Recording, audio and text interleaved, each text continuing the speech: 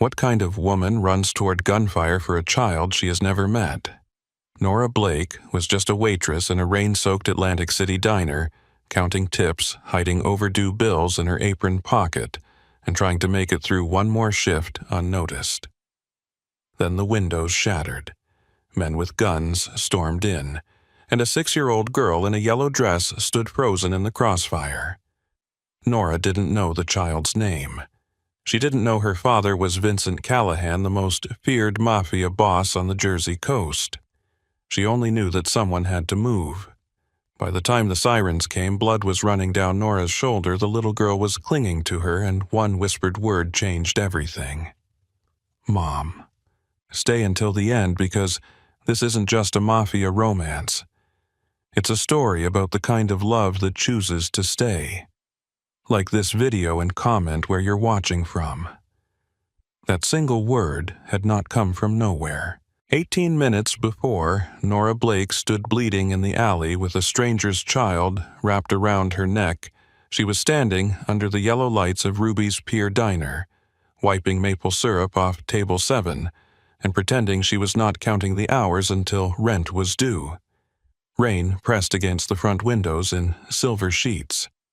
Outside Atlantic City looked tired and electric at the same time, all wet pavement casino glow and taxi headlights sliding through puddles. The boardwalk was only 2 streets over, close enough that tourists sometimes wandered in with sand on their shoes and too much money in their wallets. But Ruby's was not the kind of place people came to be impressed. It was the kind of place they came because it was open, warm, cheap, and nobody asked too many questions. Nora liked that about it. She liked the coffee machine that hissed like an old cat. She liked the red vinyl booths with cracked corners. She liked the smell of fried onions, burnt toast, and lemon cleaner. She liked knowing where everything was. Sugar packets in the drawer beneath the register. Extra napkins beside the pie case. First aid kit behind the dish station, though the bandages inside were probably older than she was. Most of all, she liked that people looked through her. A waitress could hide in plain sight if she learned the rhythm. Smile at the right time. Refill coffee before being asked. Keep her voice light. Move fast. Never give anyone a reason to remember her name unless it was written on the check. Nora Blake had spent years becoming forgettable. It was safer that way. Her phone buzzed in the front pocket of her apron while she stacked plates near the pass window. She already knew what it was before she looked. The landlord had been sending messages all morning, each one more polite than the last, which somehow made them worse. Final reminder. Rent due Friday by 5.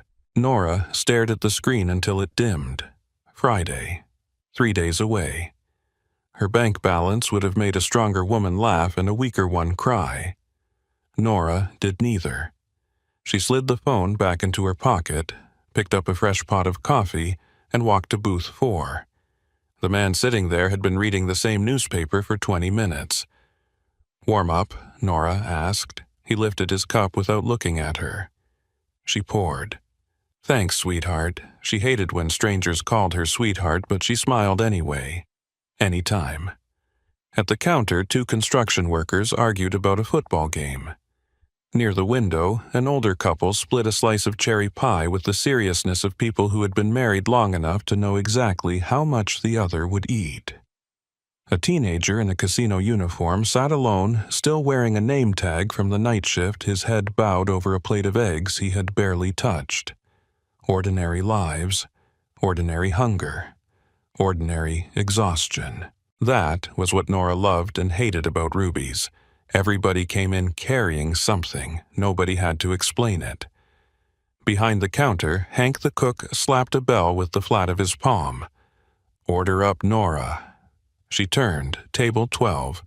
"Unless the ghost in the ladies' room wants a cheeseburger." Nora grabbed the plate. "You keep flirting with her, Hank." One day she might answer. He snorted, but she saw the corner of his mouth twitch. Hank had worked at Ruby's for 19 years and claimed he had no heart left, which was something only men with soft hearts ever said. He smoked behind the dumpster, drank coffee black, and slipped Nora extra fries when her shift ran long. He had never asked why she sometimes looked at her phone like she was waiting for someone to remember her. That was another thing she liked about him. He noticed, but he did not pry. As Nora delivered the cheeseburger, the bell over the front door jingled. A gust of wet wind pushed into the diner, carrying the smell of rain and gasoline. She looked up. 2 men in dark suits stepped inside. Not tourists, not locals grabbing lunch. Their coats were too expensive, their shoes too polished for the weather, their faces too still.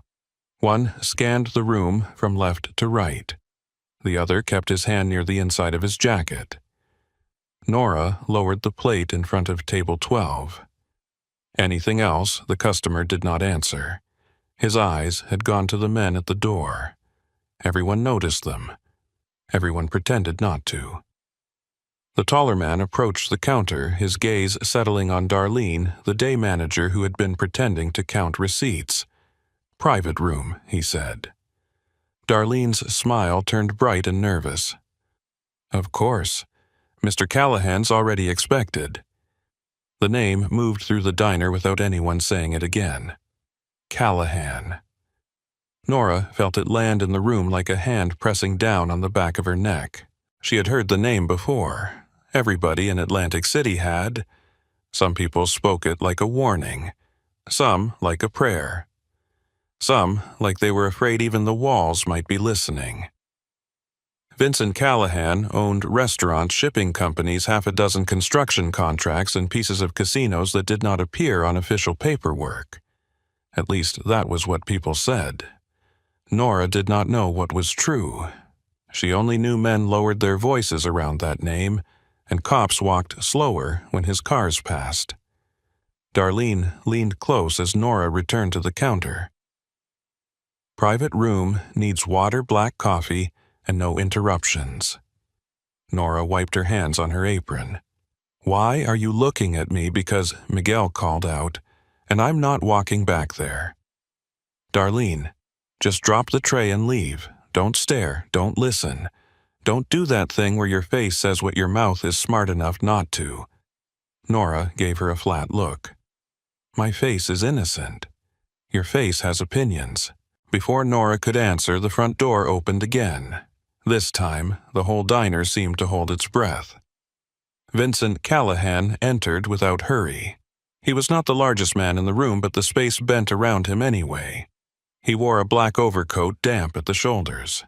Dark hair brushed back, a white shirt open at the throat beneath a charcoal suit. There was gray at his temples, not enough to soften him, only enough to make him look like time had tried and failed to wear him down. His eyes moved once across the diner. Nora had the unsettling feeling that he saw every exit, every hand, every shadow. Then his gaze passed over her and kept going. Good, she thought. Invisible. One of the suited men opened the door to the private hallway and Vincent disappeared through it. The diner breathed again. Darlene pushed a tray toward Nora. "Go." Nora carried the coffee and water down the short hallway toward the private room.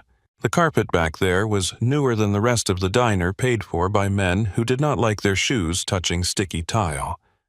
The walls were lined with framed photographs of Atlantic City from better decades, neon signs, beauty queens, crowds in summer clothes walking beneath old marquees. At the end of the hall, the private room door stood half open. Nora knocked lightly with her knuckle. A voice inside said, "Come in." She stepped through. 4 men sat around the table. Vincent Callahan was at the far end, back to the wall, facing the door. Of course he was. One of the suited men stood behind him. Another sat near the window watching the street through a gap in the blinds. Across from Vincent were 2 men Nora recognized from local news photographs. Casino union men. Expensive watches. Tired faces. False confidence. Nora placed the water down first. No one spoke to her. She liked that. As she poured coffee, one of the union men said, "The marina has been disputed for years. Coyle believes there should be a conversation. Vincent did not touch his cup. Raymond Coyle believes many things. Most of them end badly for the people who repeat them. The room chilled. Nora kept her eyes on the coffee. The union man cleared his throat. He says expansion is natural. Vincent's voice stayed calm. So is drowning. Men still avoid deep water when they are wise. Nora set the pot down a little too hard. Vincent looked at her. Only for a second. It was not the kind of look men usually gave waitresses. Not hungry, not dismissive, not rude. It was precise, like he was placing her in his mind and deciding whether she mattered. She lowered her eyes. Anything else, no, Vincent said. His voice was quieter than she expected. She left before her curiosity got her killed. Back in the main diner, she exhaled only when the kitchen doors swung shut behind her. Hank looked up from the grill. "You meet the devil." Nora grabbed a towel. "He drinks black coffee." "Figures." She smiled despite herself and went back to table 7 where syrup had somehow multiplied in her absence. Her phone buzzed again. This time it was not the landlord. It was her brother. Ben. Nora's hand tightened around the phone. She had called him 6 times in 2 weeks, sent messages, left voicemails. Nothing. Now his name sat glowing on the screen like a match in a dark room. She answered too fast. Ben's static crackled. Then his voice came through low and rough. "Nor." She turned away from the dining room. "Where have you been? Are you okay?" "I'm fine. You don't sound fine." I said, "I'm fine." Nora closed her eyes. That was Ben. Always bleeding somewhere and calling it weather. "Do you need money?" A pause. That meant yes. "Nora, I just need a couple days, for what I got behind." "With who?" He did not answer. Her stomach sank. "Ben, I'll handle it." "You always say that right before I have to come handle it." A customer waved from booth 6. Nora lifted one finger, asking for a second. Ben's voice softened. "I know you're tired of saving me." She looked toward the rain-streaked window. She wanted to say yes. She wanted to say she was tired all the way down to the bone. Tired of rent notices, tired of missed calls. Tired of loving people who made absence feel like a habit. Instead, she said, "I'm not tired of you." Silence. Then Ben whispered, "I'll call you later." The line went dead. Nora stood there a moment holding the phone to her ear after there was nothing left to hear. Darlene called from the register. "Nora." Table 6 is about to start eating the menu. Nora slid the phone away. On it. She moved because moving was easier than thinking. 10 minutes passed in fragments. Coffee poured. Plates delivered. Someone asked for extra ranch. Someone complained the bacon was too crisp. Rain kept tapping the glass. The private room stayed closed. Then the side door near the back hallway opened. A woman in a navy coat stepped in first, shaking rain from an umbrella. Behind her came a little girl in a yellow dress. Her dark hair tied back with a white ribbon, a stuffed rabbit tucked under one arm. Nora noticed her immediately. Not because the child was loud, because she was not. Children usually entered diners like weather. Hungry, curious, restless, sticky-fingered, full of questions. This little girl came in like someone had taught her that taking up space was dangerous. She stayed close to the woman, eyes, lowered shoulders, slightly tucked in. The woman spoke quietly to one of Vincent's men by the hallway. He bent, listened, then nodded toward the front booths. The child looked past him toward the closed private room door. "Is Daddy busy?" she asked. Her voice was small, but Nora heard it. The woman touched her shoulder. "Just for a few minutes, Lily." Lily. Nora repeated the name silently without meaning to. Lily looked around the diner and caught Nora staring. Nora smiled. The girl did not smile back at first. She studied Nora with solemn eyes, as if smiles were contracts she needed to read carefully before signing. Then Nora lifted 2 fingers in a tiny wave. Lily gave the smallest wave in return. Something in Nora's chest tightened. She did not know why. Maybe it was the dress, yellow like a patch of sunlight trapped in a storm. Maybe it was the stuffed rabbit worn at one ear. Maybe it was the way Lily kept glancing toward the private room, hoping for a door to open. Nora knew that look. She had worn it as a child, waiting for her mother to come out of hospital rooms, waiting for her father to come home from jobs that got shorter and drinking that got longer, waiting for Ben to grow out of trouble before trouble grew teeth. Waiting could make a child old. Nora walked to the counter, poured hot chocolate into a small mug, added whipped cream, then hesitated. She placed 2 chocolate chips on top like eyes and a curved line of caramel for a smile. Hank leaned over. "You got time for art now, shut up. Beautiful. Looks haunted. It's a bear. That bear has seen war." Nora rolled her eyes and carried the mug to the booth where Lily and the woman sat. "Special delivery." The woman looked up sharply. "We did not order that." "I know." Nora set it down gently in front of Lily. "It is on the house." Lily stared at the mug. The whipped cream had already started melting. Nora leaned in slightly. "His name is Mr. Marshmallow. He has terrible manners, so you should probably drink him before he says something rude." For half a second, nothing happened. Then Lily smiled. It was quick and small, but it changed her whole face. "Thank you," she whispered. "You are welcome, Sunshine." The word slipped out before Nora could stop it. Sunshine. She had not called anyone that in years. The woman's expression softened, but only a little. That was kind. Nora shrugged. "Diner policy. All sad-looking stuffed rabbits require hot chocolate." Lily looked down at her rabbit. "His name is Oliver." Nora nodded with great seriousness. "My apologies to Oliver." This time, Lily's smile lasted longer. From the private hallway, a door opened. Vincent appeared. Lily turned so fast her ribbon shifted. "Daddy!" The change in Vincent was almost invisible, which somehow made it more powerful. His shoulders lowered by a fraction. His eyes warmed, though the rest of his face remained guarded. He crossed the diner in 3 long strides.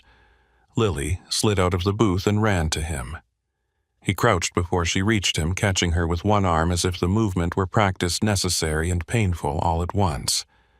"Piccola," he murmured. The word sounded strange and tender in his mouth. Lily pressed her face into his coat. "You said 5 minutes, I know." It was more. His hand moved over the back of her head. "You are right, no excuses. No impatience. Just the truth." Nora looked away, embarrassed by the intimacy of it. The woman stood. "She wanted to see you before we went home." Vincent nodded but kept his gaze on Lily. "Did you have class?" Lily nodded. "Miss Anna said my turns were better." "Of course they were. You did not see." A shadow passed across Vincent's face. "No," he said softly. "I did not." Lily held the stuffed rabbit tighter. Nora tried to make herself busy at the next table, but the moment pulled at her. Vincent touched Lily's cheek with the back of his fingers. "I have one more thing to finish. Then we go home together." Lily looked toward the private hallway. "Can I wait here?" Vincent's eyes moved to the front windows, the street, the booths, the door. Calculating. Always calculating. His security man stepped closer. "Boss better if she waits in the car." Lily's face fell. Nora saw it before anyone else did. Vincent saw it too. He looked at the woman in the navy coat. 10 minutes. Keep her away from the hallway." Then he looked at Nora. Not past her this time. At her. "Miss?" Nora straightened. "Yes. My daughter may need another hot chocolate." Nora held his gaze. Something about him made every sensible part of her want to step back. but Lily was looking at her like the hot chocolate mattered more than global politics. Nora said, "Then I guess Mr. Marshmallow has a cousin." Vincent blinked once. Lily giggled. The sound was so unexpected that even Vincent seemed startled by it. For one brief moment, Ruby's Pier Diner felt warm. Then Vincent's phone rang. He looked at the screen. Whatever he saw erased the softness from his face. He handed Lily back to the woman. "Stay here." His voice had changed.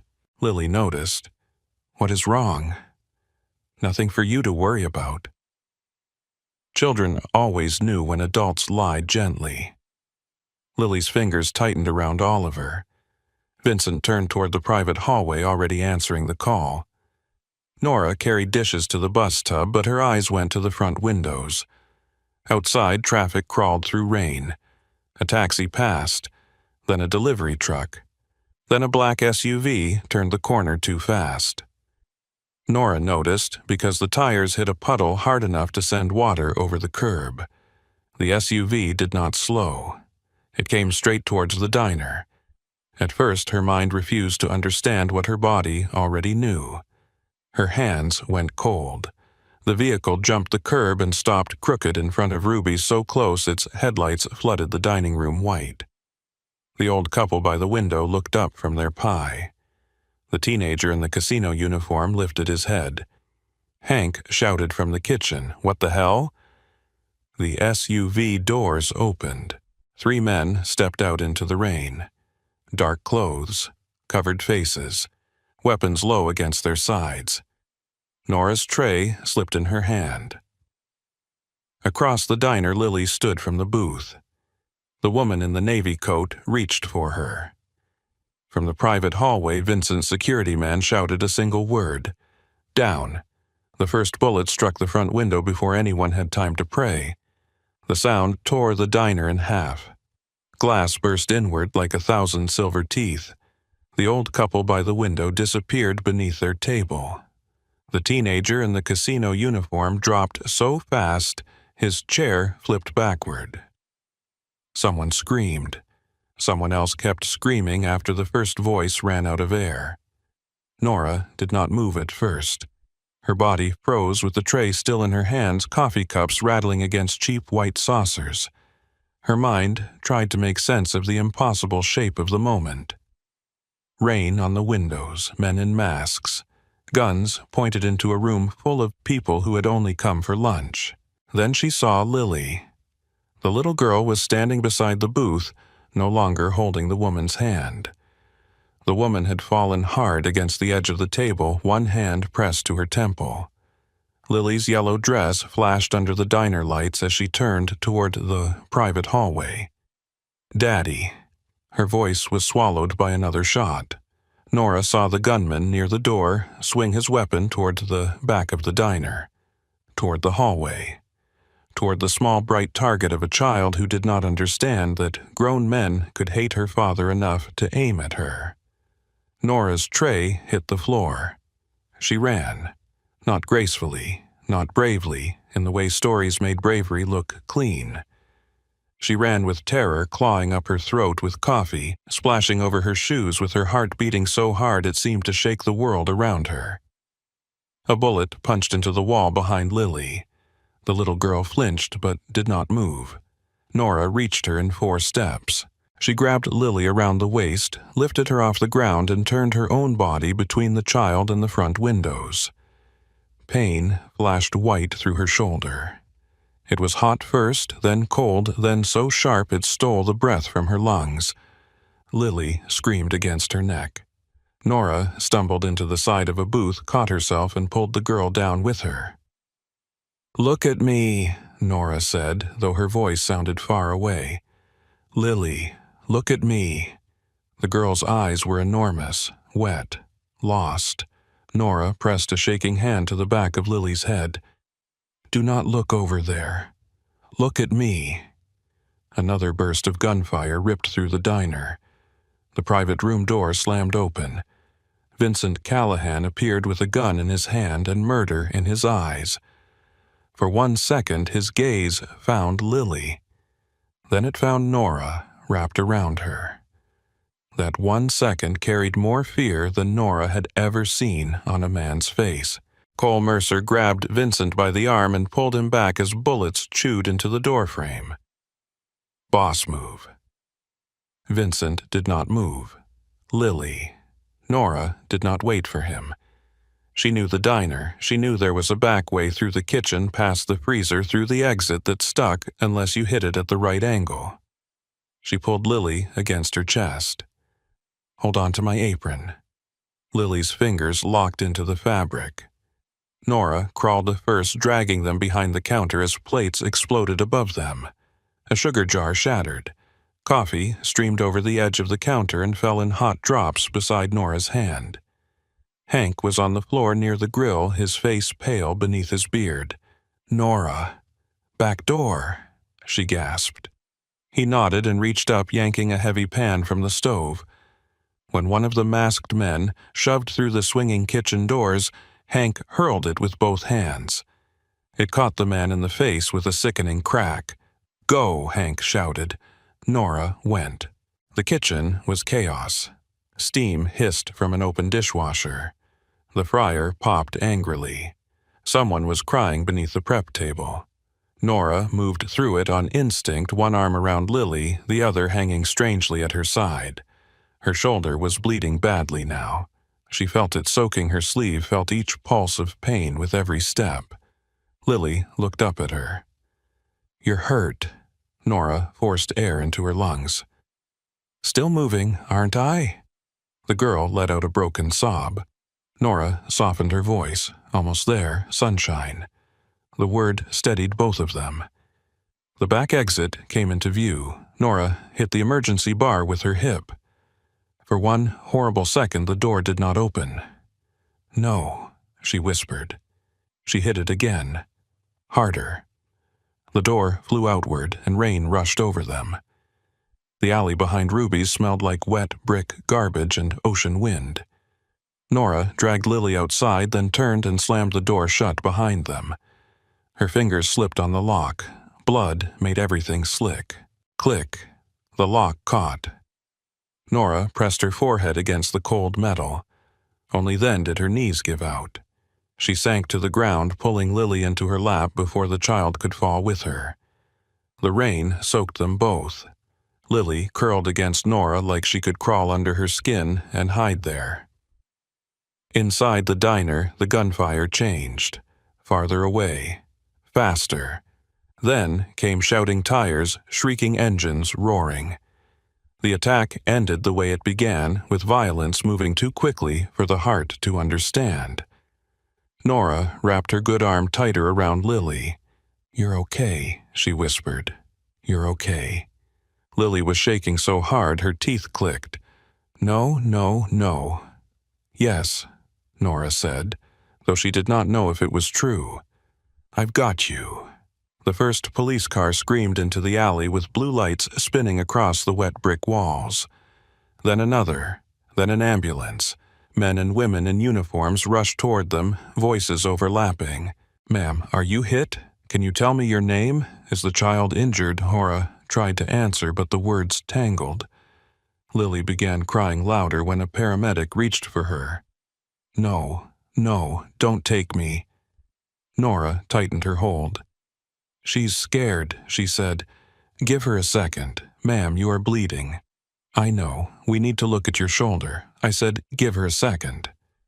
The paramedic paused, surprised by the steel in her voice. Then the alley shifted. It was not quiet. Sirens still wailed. Police still shouted. Rain still hammered the pavement. But something moved through the crowd and everyone made room for it. Vincent Callahan came out of the diner. His white shirt was stained near the collar. Blood, but not his. His gun was gone, though Nora had no doubt it was close. Cole followed beside him with a hard look and a weapon low at his side. Vincent's eyes searched once. Then he saw Lily. The man changed so completely it frightened Nora more than the gunfire had. All the cold power drained from his face, leaving only a father. He crossed the alley and dropped to one knee in the rain. Lily. The girl lifted her head. Daddy! His hands reached for her, then stopped hovering as if touching her too quickly might break whatever piece of her was still holding together. Are you hurt? Lily shook her head, but she did not let go of Nora. Vincent looked at Nora then. Really looked. His gaze moved from her wet hair to her torn uniform to the blood running from her shoulder to the way her body still curved around his daughter like a shield. A paramedic spoke beside him. She took the hit. Looks like a graze, but she needs treatment. Vincent's jaw tightened. You took a bullet for my daughter. Nora swallowed against the nausea rising in her throat. I pulled her out of the way. That is not the same thing. It was at the time. Lily's fingers climbed from Nora's apron to the collar of her shirt. Her face was streaked with rain and tears. She looked at Nora with a terrible shining trust. The word entered the alley and stopped everything inside Nora. Vincent went still. The paramedic's hands froze over the bandage he had just opened. Nora's throat closed. Lily pressed closer, her voice cracking. Mom, don't leave me. Nora stared at the child, then at Vincent. She expected him to correct her, to take over, to say something gentle and fatherly and firm. But Vincent looked as if someone had reached into his chest and touched an old wound with bare fingers. Nora forced herself to breathe. Sweetheart, I'm not your mom. Lily shook her head so violently her wet ribbon came loose. You saved me. Nora brushed rain from the girl's cheek. That does not make me your mom. Lily's lower lip trembled. Moms save. No one spoke. Behind Vincent, a woman in a dark coat pushed through the officers. She was in her 40s with sharp eyes and dark hair pulled into a low bun. She stopped when she saw Lily in Nora's arms. Oh, baby, she whispered. Lily looked at her.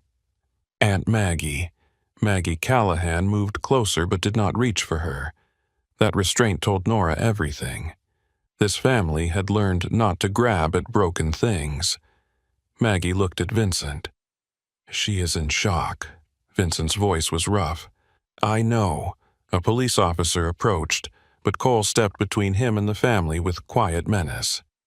We need statements, the officer said. Cole did not blink. You will get them. Vincent never looked away from Lily. The paramedic tried again to reach Nora's shoulder. Lily panicked at once, clutching her tighter.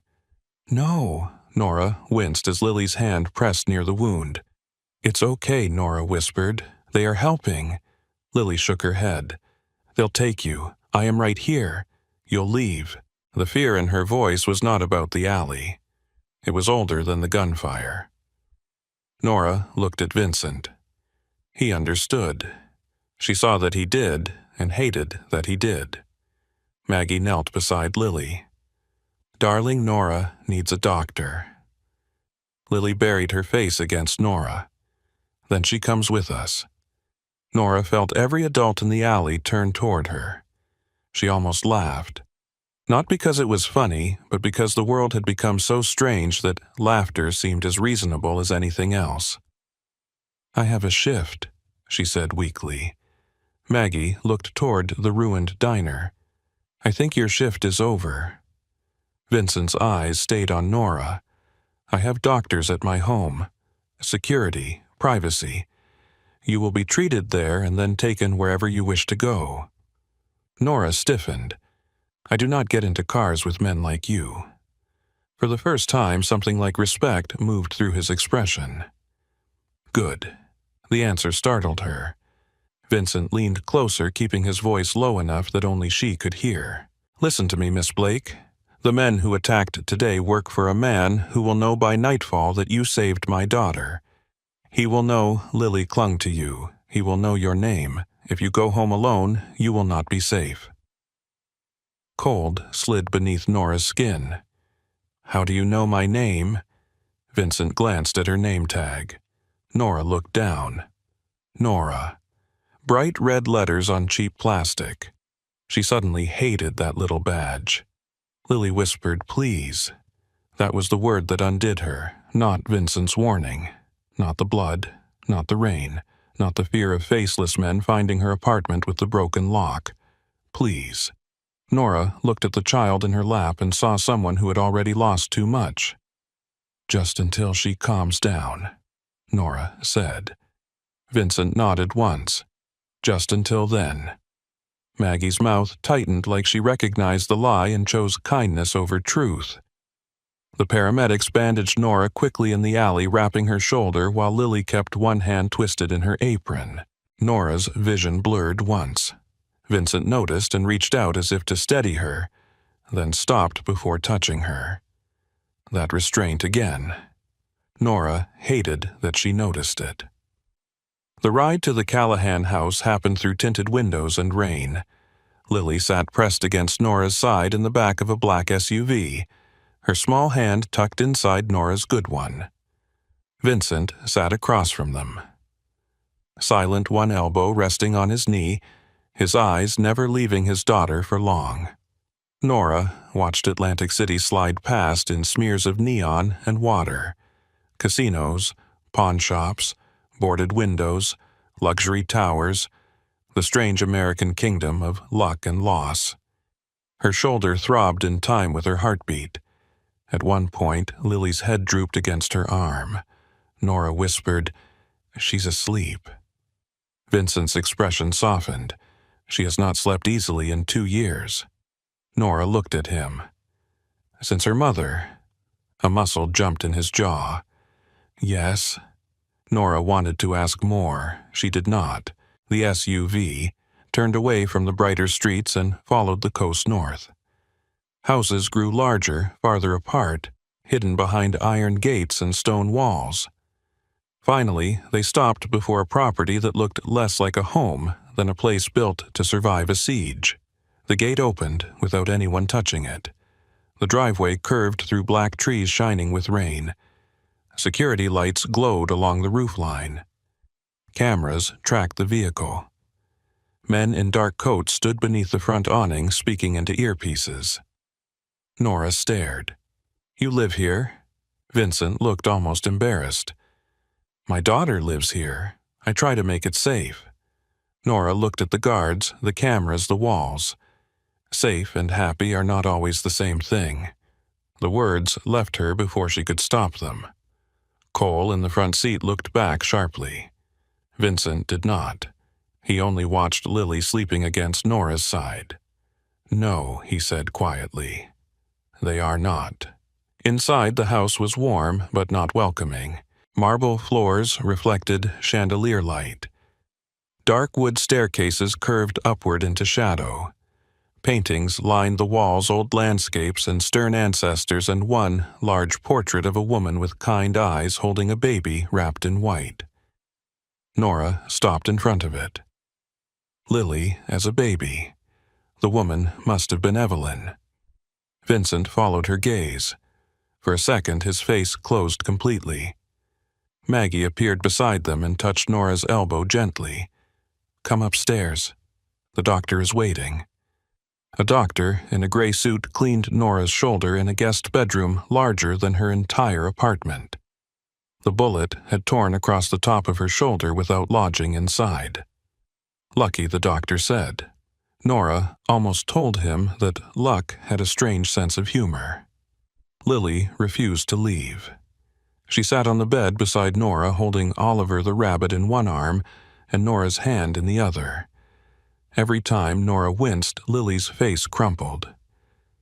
"Did I hurt you?" "No," Nora said, "but you got hurt because of me." Nora turned toward her despite the doctor's warning to stay still.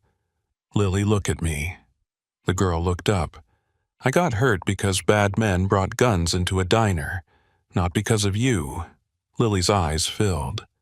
"My mom got hurt because bad men put a bomb in her car." The doctor stopped moving. Maggie looked down. Vincent stood near the window, his back to the room. His shoulders went rigid. Nora felt the air leave her chest. Lily spoke softly, almost calmly, in the way children sometimes repeated nightmares they had heard from adults. "I was supposed to go with her, but I had a fever." No one said anything. Nora reached for her with her good arm. Lily leaned in carefully, avoiding the bandage like Nora was made of glass. "I'm glad you had a fever," Nora whispered. Lily began to cry, quietly at first, then harder. Nora held her as best she could while the doctor finished wrapping the wound. Vincent did not turn around until the doctor packed his bag and left. When he finally faced them, his eyes were red but dry. Maggie cleared her throat. "I'll have soup sent up." Nora started to protest. "I should go home." Lily's entire body stiffened. Nora felt it. So did Vincent. Lily did not cry this time. She did something worse. She became very still, like she was practicing losing someone. Nora looked at her small hand on the blanket, then at the rain streaking the tall windows, then at Vincent Callahan, the dangerous man who owned a fortress and still could not protect his child from grief. "I can stay until she falls asleep," Nora said. Lily looked at her. "You promise, Nora?" Hesitated. Promises were dangerous things. They had edges. They could cut people open when they broke. But Lily was staring at her like the whole world had narrowed to the space between yes and no. Nora brushed a loose strand of hair from the child's face. "I promise." That night, Nora sat in a chair beside Lily's bed while the girl drifted in and out of restless sleep. The room was soft, with pink lamps and pale curtains, but it felt too quiet, too carefully arranged, the kind of room adults made when they were trying to replace comfort with expensive things. Lily held Nora's hand under the blanket. At the door, Vincent stood in the hallway, half hidden in shadow. Nora saw him, but did not speak, neither did he. Near midnight, Lily whimpered and twisted in the sheets. "No, Mom, wait." Nora leaned forward at once. "Lily." The girl's eyes opened, unfocused and afraid. "Mom." Nora felt the word hit the wound in her shoulder and the hollow place beneath her ribs.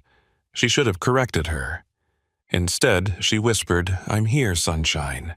Lily relaxed one breath at a time. Nora kept holding her hand until the child slept again. When Nora finally looked toward the doorway, Vincent was still there. His face was unreadable, but his eyes were not. They were full of something too broken to be called gratitude, and too careful to be called hope. He gave Nora a single nod. Then he disappeared down the hall, leaving her in the warm dark with his daughter's hand wrapped around hers and the terrible knowledge that leaving this house would not be as simple as walking out the door. Morning found Nora still in the chair beside Lily's bed, with her neck stiff, her shoulder throbbing, and the child's fingers curled around her hand like she had fallen asleep holding on to the edge of a cliff. For a few seconds, Nora did not remember where she was. The room was too large. The curtains were too pale. The ceiling was too high. Rain tapped softly against the windows, and somewhere, beyond the glass, waves moved in the dark gray distance. This was not her apartment above the laundromat. This was not the narrow bed with the spring that dug into her hip. This was not the smell of burnt coffee from the shop downstairs. Then Lily shifted in her sleep and whispered, "Mom." Nora went still. The word landed more gently this time, but it still found the deepest place in her. She looked down at the girl. Lily's face was peaceful now, one cheek pressed into the pillow, dark lashes resting against skin still swollen from tears. Her stuffed rabbit was trapped under one arm. Her other hand held Nora's like it belonged there. Nora told herself to pull away. She did not. The door opened quietly. Maggie Callahan stepped in carrying a tray with coffee toast and a glass of water. She looked nothing like the kind of woman who lived inside a crime family fortress. Her sweater was soft blue. Her hair was pinned back with a silver clip. Her face held worry, but not surprise. "She slept 6 hours," Maggie whispered. Nora blinked. "Is that unusual?" Maggie set the tray down on the dresser. For Lily, it is almost a miracle. Nora looked back at the child. She woke once. Only once Nora nodded. Maggie's mouth trembled before she controlled it. "Then it really is a miracle." Nora eased her hand from Lily's, moving inch by inch. Lily stirred, but did not wake. Nora stood too quickly and the room tilted. Maggie caught her elbow before she fell. "You need food. I need to go home." Maggie did not argue. She only looked at the sleeping girl. Nora hated her for that just a little. Hated how the silence worked better than words. "My rent is late," Nora said, because practical problems were easier than emotional ones. "My car is probably still near the diner. My manager probably thinks I vanished. I have a brother who answers the phone only when he needs something. I can't just stay in a stranger's mansion because a little girl had a bad night." Maggie's eyes softened. "No one is asking you to make sense of it before breakfast. That is very generous considering I was kidnapped by kindness. You got into the car, with a gunshot wound and a crying child. I was not at my sharpest." Maggie almost smiled. "No, you were at your bravest." Nora looked away. Bravery felt too clean a word for what had happened. She had been terrified. She still was. A knock came from the hallway. Vincent stood at the door. He wore a fresh white shirt and dark slacks. No tie, no jacket. He looked like a man who had tried to dress as if the night had not cracked something open in him. It did not work. The skin beneath his eyes was shadowed. His jaw was rough with stubble. His gaze moved past Nora to Lily, then returned. "Miss Blake," he said. "May I speak with you?" Nora glanced at Maggie. Maggie answered the question she had not asked. "I'll stay with Lily." Nora followed Vincent down the hallway. The house seemed different in the morning. Still beautiful, still guarded, but quieter now. A maid moved through the lower hall with a basket of folded towels. Two men in suits stood near the staircase speaking softly into radios. The air smelled of coffee beeswax and ocean damp. Vincent led Nora into a study at the back of the house. It was a man's room in every obvious way. Dark shelves, leather chairs, heavy curtains, a desk large enough to sign treaties or death warrants. Behind the desk, tall windows looked out over the water where the morning sky hung low and bruised. Vincent did not sit. Nora did because her knees were angry and her shoulder had begun to pulse beneath the bandage. He noticed. "Does it hurt?" "Yes." "I can have the doctor return. I said it hurts. I did not say I was dying." Something flickered across his face. Not amusement exactly, but close. Then it vanished. "I owe you the truth." Nora leaned back carefully. "That sounds like the beginning of a terrible conversation." "It is. At least you're honest." Vincent crossed to the window. For a moment his reflection stared back at her in the glass. The men who attacked the diner answered to Raymond Coyle. Nora waited. Vincent turned. "He has been trying to take territory along the marina. Clubs, shipping routes, union influence. He thought if he struck in public he could make me look weak." Nora felt the words settle one by one. "So, that was about you." "Yes, and Lily was there because she wanted to see her father." His face tightened. "Yes." Nora looked at the carpet beneath her shoes. "She almost died because you took a meeting in a diner." The room went colder. She should have been afraid after saying it. Maybe she was, but the image of Lily in the yellow dress stood between them and Nora could not step around it. Vincent's voice was low. "You think I do not know that I think knowing and changing are not the same thing." He looked at her for a long time. Most men would have yelled. Men like Vincent Callahan, men with guards at every door. And enemies in the ground probably did not enjoy being challenged by waitresses in borrowed sweaters. But he only said, "You are right." The admission struck harder than anger would have. Nora looked up. Vincent went to the desk and picked up a folder. "Coyle's people know you saved Lily. They know she attached herself to you. They know you left the diner with us. By now they likely know where you live, where you work, and who your family is. Nora's fingers went cold. My brother. We are already looking for him. Her chair scraped back as she stood. You had no right. Vincent did not flinch. I had every reason. That is not the same thing. No, it is not. Nora pressed her good hand against the desk, steadying herself. Is Ben in danger? If Coyle learns you matter to Lily, anyone connected to you could become useful to him. Useful. The word made her stomach turn. People are not tools. In my world, people become whatever the cruelest man in the room can use. Nora stared at him. And you are what in that world Vincent held her gaze. Usually the cruelest man in the room. A silence opened between them. He did not say it with pride. That was what frightened her. He said it like a fact he had learned to live with. Then he pushed the folder toward her. There is money in the account listed there. Enough to clear your debts and start over.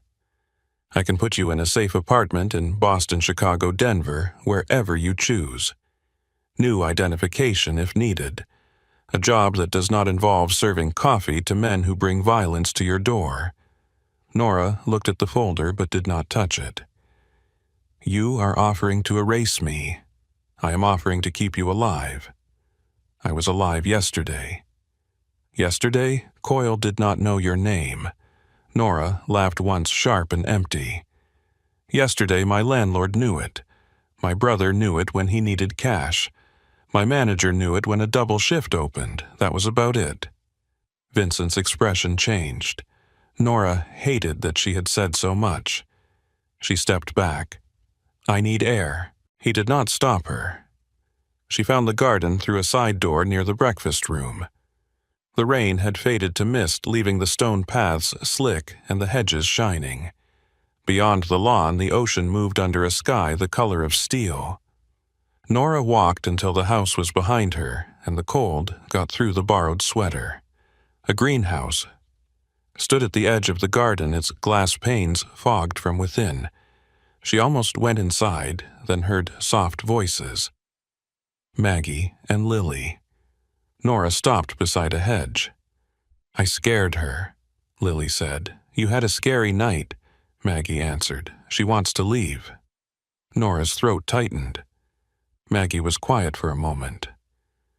People get to choose where they belong, sweetheart. What if nobody chooses me? Nora closed her eyes. Maggie's voice broke slightly.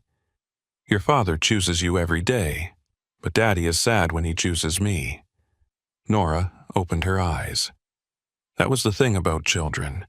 They heard what adults tried to bury. They saw the shape of pain, even when no one explained it. Lily spoke again, smaller this time. When Mom died, Daddy stopped singing. Maggie did not answer. I remember one song Lily whispered, but not all of it. Nora stepped away before she could hear more. She found herself at the greenhouse door and went inside. Warmth wrapped around her. The air smelled of soil roses and wet leaves. Rows of clay pots lined the benches. Some held herbs. Some held flowers. Some were empty, waiting.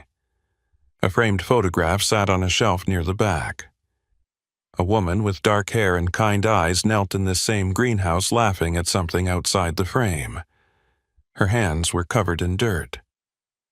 A little girl, barely more than a toddler, sat beside her with mud on her cheeks. Evelyn. Nora heard the door open behind her. Vincent stepped in. He did not seem surprised to find her there. She loved this place, he said. Nora looked at the photograph. Lily's mother, yes. Vincent moved beside her, not too close. Evelyn used to say flowers made a house tell the truth. What does that mean? He looked around the greenhouse. If things bloom, people are living there. If nothing grows, the house is only pretending. Nora glanced back toward the mansion. That house is doing a lot of pretending. Vincent's mouth tightened, but he did not deny it. She died in a car bombing, he said. It was meant for me. Nora stayed still. Lily had a fever that morning. Evelyn almost took her anyway. Lily cried because she wanted to go. I told Evelyn to leave her home. His voice did not change, but Nora felt the effort it took. 20 minutes later, the car exploded 3 blocks from here. The greenhouse seemed to shrink around them. Nora whispered Vincent. He looked at the photograph. Lily thinks she survived by mistake. I think Evelyn died because I was too arrogant to see the threat clearly. We are both wrong, probably. That has not made either of us feel less guilty. Nora touched the edge of the shelf with her fingertips. No wonder Lily had called her mom. Not because Nora had replaced anyone. Because in one wild, bloody moment, Nora had done what Lily's whole world had failed to do. She had reached her in time.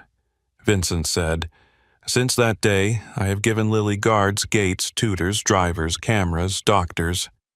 Nora looked at him. "But not yourself." His eyes cut to hers.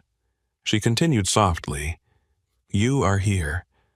But are you with her?" The question hurt him. She saw it land. I do not know how to be near her without reminding her of what she lost. Maybe she is already reminded every time you leave the room. Vincent turned away. She looks at me and sees the reason her mother is gone. Is that what she says no? Then maybe that is what you say when you look at yourself. His hand closed around the edge of the bench. For a second, Nora thought he might snap the wood. Instead, he breathed out slowly. "You speak very freely for someone in my house." Nora's heart beat faster, but her voice held. "I think someone needs to." A strange quiet passed between them. Not peaceful, alive. Vincent looked at her shoulder. "You should not have had to save her." "No, I should have reached her first." "Yes." He flinched at her honesty. Nora softened. "But you did not freeze because you did not care. You froze because for 1 second you saw your wife die all over again." His eyes darkened. "You do not know me well enough to say that." "No, but I know grief. It makes cowards of people who are not cowardly." Vincent stared at her as if she had put a hand through his ribs and touched something no one else had found. The greenhouse door opened before he could answer. Maggie stood there with Lily beside her. Lily's eyes went straight to Nora. "You left the room." Nora crouched, ignoring the pinch in her shoulder. "I needed air. Are you leaving the house?" The question was too careful. Nora felt Vincent behind her silent. "I have not decided." Lily nodded with adult seriousness. "Okay." She tried to be brave. It was worse than crying. Nora reached out. Lily stepped into her arms at once, careful of the bandage. "I don't want to make you stay," Lily whispered. Nora closed her eyes. "You are not making me do anything. But if you go, can you say goodbye first?" The words scraped Nora raw. She opened her eyes and looked past Lily at Vincent. His face was turned away, but his jaw was tight enough to hurt. Nora held the child closer. "Yes," she said, "I can promise that." That evening, Lily had another nightmare. It came without warning.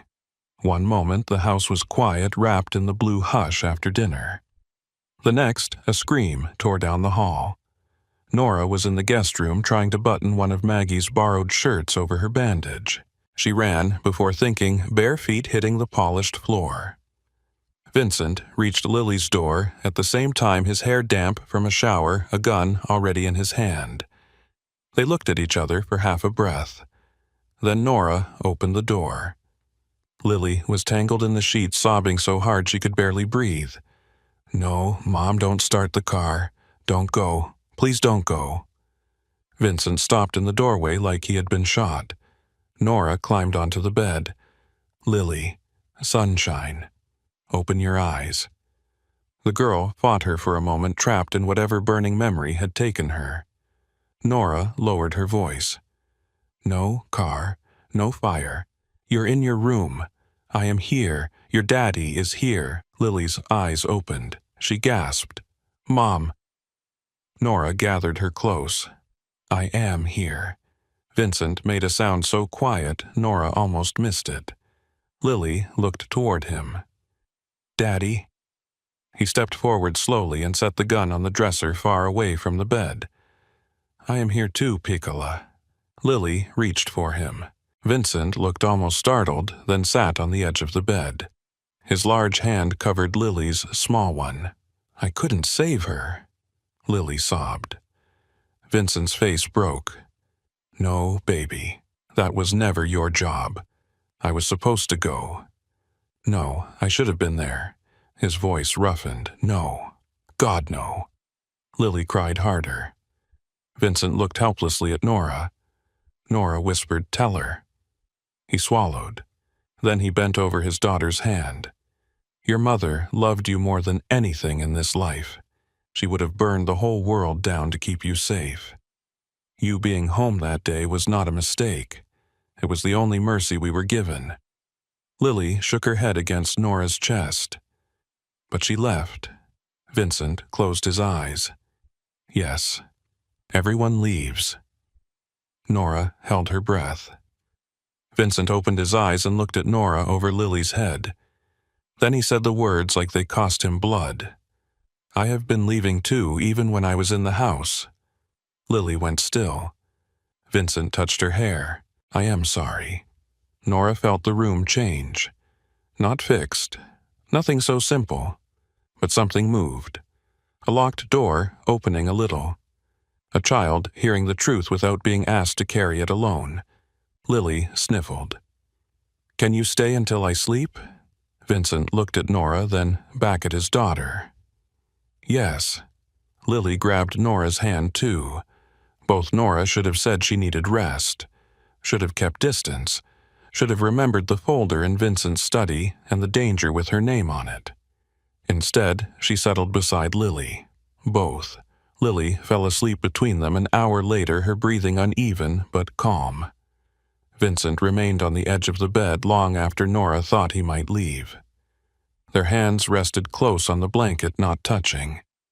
When Nora finally stood, Vincent followed her into the hall. The door closed softly behind them. He spoke first. I meant what I said. I can get you out, tonight. Nora looked down the hallway toward the stairs. And if I stay... His face hardened, but his eyes did not. You live with guards. You lose privacy.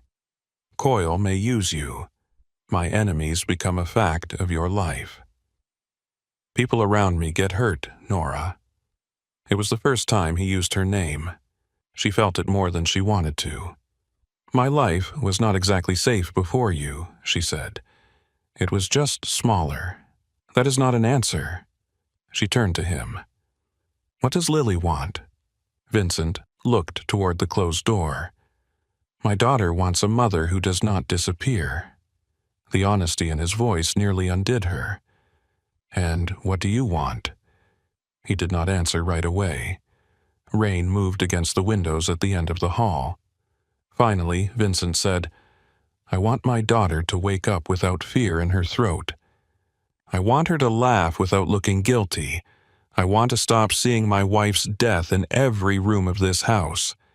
His gaze returned to Nora.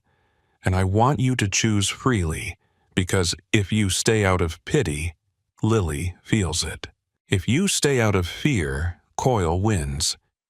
If you stay because you think you can fix us, this house eats you alive.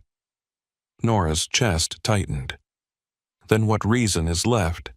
Vincent's voice dropped. The only reason that matters. She knew what he meant. Love was too big a word for this. Too soon. Too dangerous. But choice was sitting right there between them, quiet and sharp. Nora went back to the study before dawn. Vincent followed. The folders still sat on the desk.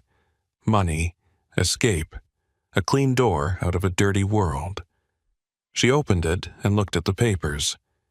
There was enough there to pay her rent for years. Enough to get Ben help, enough to disappear into a life where no one called her mom by mistake, and no man with ocean-dark eyes looked at her like she was both salvation and danger. Her fingers rested on the top page. Then she closed the folder. "I'm not promising forever," she said. Vincent did not move. "But I am not leaving today." His face went very still. Nora continued, "Not because I am brave. Not because I understand your world. I don't. I'm scared of it. I'm scared of you sometimes. That is wise. I know." A corner of his mouth almost moved. She stepped closer to the desk. "But last night, Lily reached for both of us. And for the first time since I met her, she did not look like a child waiting to be abandoned." Vincent lowered his eyes. Nora pushed the folder back toward him. "So, if I stay, I need to know the rules. Real ones, not the polite version. I need to know how to keep her safe. I need to know who Coyle is. I need to know what not to say, where not to stand, and when to duck." Vincent looked up. There was grief in him still. Fear, too. But beneath it, something else had begun to wake. Respect. Cole can teach you security protocol. I was not asking Cole. His eyes sharpened. Nora held his gaze. "You brought this danger to her door. Teach me how to see it coming." Vincent studied her for a long moment. Then he nodded once. "Be in the East Wing at 7. Nora turned toward the door, then paused. "Vincent." He looked at her. "If I stay, I am not staying as furniture in your fortress." "No," he said quietly. "I do not think anyone could mistake you for that." She left the study as morning light began to spread through the windows, pale and silver over the dark wood floor. Upstairs, Lily slept with one hand tucked beneath her cheek. Outside, guards changed posts beneath the gray sky. Nora walked toward the East Wing with her shoulder aching, her heart unsteady, and her name now tied to a family that lived behind gates, secrets, and loaded guns. The East Wing did not feel like part of a home. It felt like the inside of a decision no one wanted to explain. The walls were reinforced behind the polished wood. The windows looked normal until Vincent tapped the glass with 2 fingers and told Nora it could stop most rifle rounds. A narrow hallway led to a hidden stairwell. A bookcase opened into a panic room stocked with water medical kits, blankets, radios, and a small shelf of children's books that looked painfully out of place beside the emergency supplies. Nora stood in the doorway and stared. "This is where Lily hides Vincent," did not correct the word. "Yes." Nora stepped inside. The room was clean, warm, and carefully prepared. There were pillows on a small sofa, a lamp shaped like a moon, a pink blanket folded in the corner. Someone had tried to make fear comfortable. She touched one of the books. "Does she know how to get here alone?" "Yes." "How old was she when you taught her?" Vincent's silence answered before he did. 4. Nora turned to him. She was 4 years old and learning how to run to a panic room. His face gave nothing away, but his eyes did. She was 4 years old when her mother died in a burning car. I did not have the luxury of pretending the world was gentle. Nora looked back at the little moon lamp. No, but maybe she deserved at least one room where the world did not follow her in. Vincent stood very still. Most people in his life would have backed down after that. Nora could feel it in the air, the weight of a man used to obedience. But she had seen Lily twist herself into silence. She had heard the girl apologize for needing comfort. She could not unhear it. Vincent walked past her into the room and picked up the pink blanket. "Evelyn bought this," he said, "the day before she died." Nora's anger thinned, not because she had been wrong, but because grief had stepped into the room and taken a seat between them. Vincent folded the blanket again with careful hands. "I keep trying to protect what is left of them both." Nora's voice softened. "I know." He looked at her. But protection cannot be the only language Lily hears." Vincent watched her for a long moment.